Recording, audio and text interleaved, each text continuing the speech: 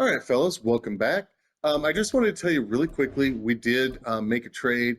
We traded our backup tight end to the Texans straight up for Brevin Jordan. He's a little bit lower rated, but he's essentially a similar type tight end to Dawson Knox, and he's basically our starting fullback. So I wanted somebody with a little more speed, a little bit better catching. Um, so it was an easy trade. So might as well go ahead and do that and have somebody that I prefer on my team. We're going to go ahead and play the Eagles here.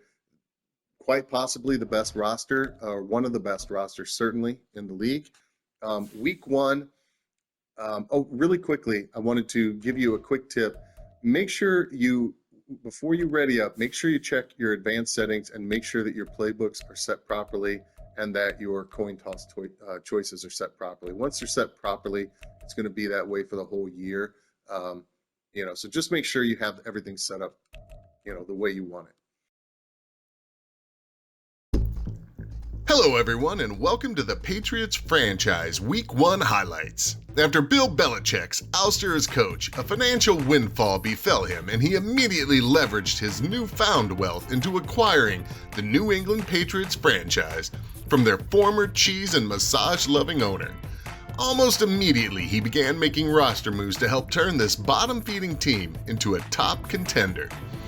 With acquisitions such as Gabe Davis, James Cook, Rashid Shaheed, Dawson Knox, and a slew of young defensive studs, the Patriots somehow managed to put together what appears, at least on paper, to be a top-notch roster.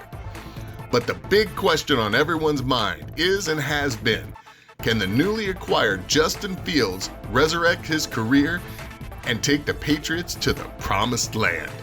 With talent surrounding him, all the talent he could ever need, there could be no more excuses, and thus this is a put-up or a shut-up type of year for the young Ohio State grad.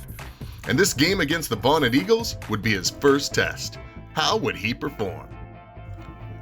On the opening drive, the Eagles scraped their way into field goal range, but the Patriots defense held strong, holding Philly to a field goal. On the Patriots' first possession of the year, with Philly stuffing the run, young Justin Fields looked to shut the naysayers up, methodically driving the Patriots down the field, hitting young Rashid Shaheed and then Dawson Knox on consecutive pass plays for big gains and into the red zone. And on a perfect audible call from the young quarterback, he was able to hit young Shaheed underneath where he scurried in for the game's first TD. On the Eagles' next possession, Hurts led them into scoring range and hurled a laser to the back of the end zone, but newly acquired cornerback Greg Newsome was having none of that, floating high and hard to come up with an INT in the end zone, completely deflating the Philly squad. Justin Fields and the Patriots, with time dwindling down in the first half, seized the opportunity and took advantage as the Pats marched down the field. The drive's big play was Fields connecting with Dawson Knox over the middle to set up a 1-yard James Cook touchdown, giving the Pats a 14-3 halftime lead. Or at least so they thought.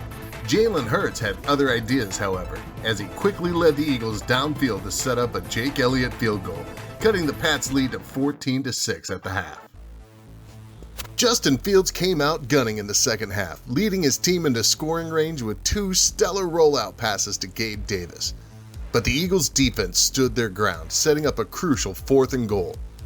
The Pats called the perfect play, ran the perfect routes, and Justin Fields threw a beam to Gabe Davis for what appeared to be a huge score. But on a controversial call, Gabe Davis's catch was ruled a drop in the end zone.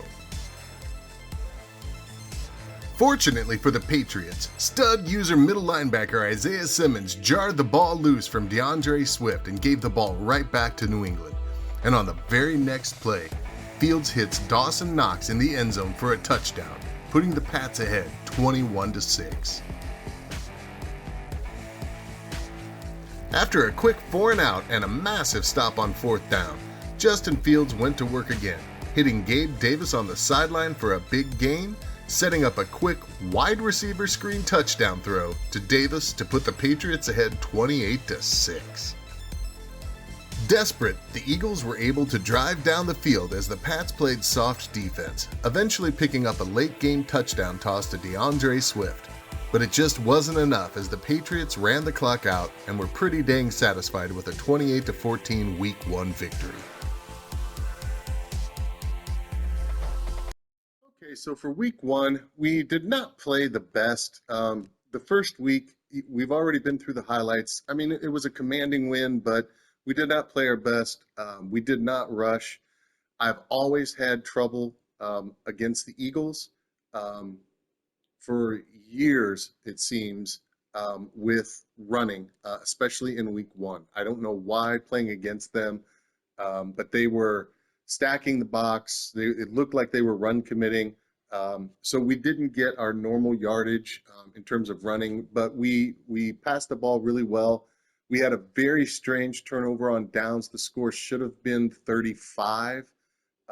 We allowed one touchdown and two field goals. Um, the it was not the best game, but hey, we pulled it out. Justin Fields did a really good job, threw for around 300 yards with three touchdowns. Um, a really promising start. And honestly, Justin Fields is the main progression that we want to have.